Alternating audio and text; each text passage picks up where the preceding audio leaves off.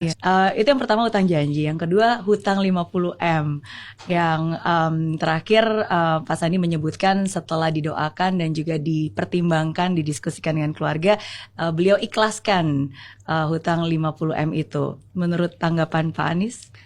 Jadi begini, pada masa kampanye itu banyak sekali yang melakukan sumbangan.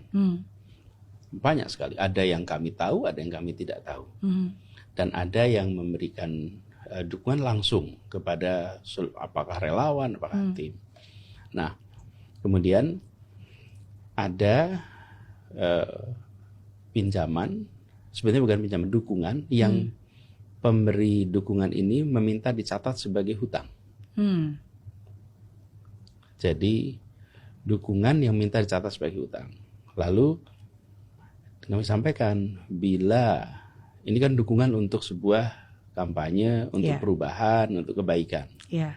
Bila ini berhasil, maka itu dicatat sebagai dukungan. Bila kita tidak berhasil dalam pilkada, maka itu menjadi hutang yang harus dikembalikan. Oke. Jadi itu kan dukungan tuh. Nah, siapa penjaminnya? Yang menjamin Pak Sandi. Jadi uangnya bukan dari Pak Sandi. Itu ada pihak ketiga yang mendukung. Kemudian saya menyatakan, saya ada suratnya, surat pernyataan hutang. Saya yang tanda tangan. Dan di dalam surat itu disampaikan, apabila pilkada kalah, maka saya berjanji, saya dan Pak Sandiaga Uno berjanji mengembalikan. Dan saya dan Pak Sandi, yang tanda tangan saya, apabila kami menang pilkada, maka ini dinyatakan sebagai bukan hutang dan tidak perlu, jadi selesai lah. Gitu, itu bentuk dukungan ya, dan sudah selesai, betul. Jadi itulah yang terjadi. Makanya begitu pilkada selesai, menang selesai. Saya ingin garis bawahi, Bu Mary di sini. Kenapa kalau kalah malah bayar? Iya, kenapa? Kan kalau kalah bayar. Iya. Biasanya orang berpikir kalau menang bayar gitu. Iya, udah kalah bayar lagi. Aduh, itu kan lebih beban lagi. Ya, biar motivasinya lebih serius. Kalau kalah, maka saya akan berada di luar pemerintahan. Maka di situ saya cari uang untuk mengembalikan. Mungkin saya bisnis, mungkin saya usaha apapun supaya mengembalikan. Saya di luar pemerintahan.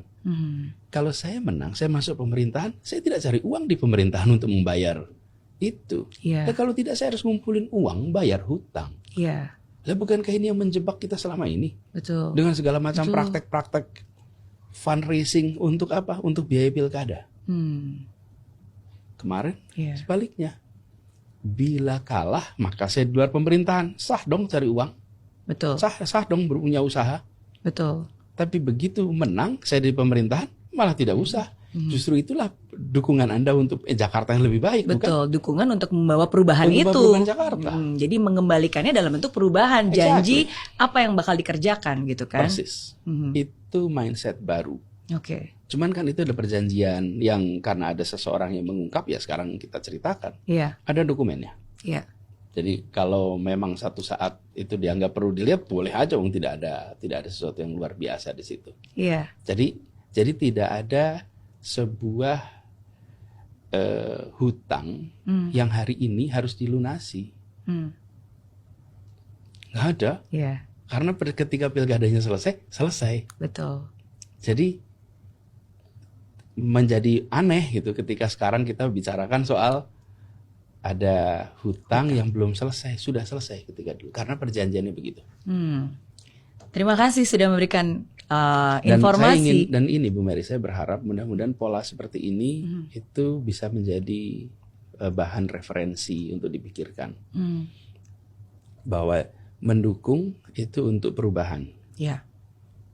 Bukan mendukung sebagai investasi untuk nanti dikembalikan dalam bentuk privilege. Gitu, mindset itulah yang harus dirubah ya. Karena banyak orang mungkin bukan apa adanya tapi ada apanya di belakang. Tapi thank you sekali lagi, karena banyak kurangnya informasi membuat banyak orang itu berasumsi Jadi dengan informasi yang sekarang saya dengar langsung dari Pak Anies Baswedan itu sangat membantu sehingga banyak orang juga lebih mengerti. Ya. Iya.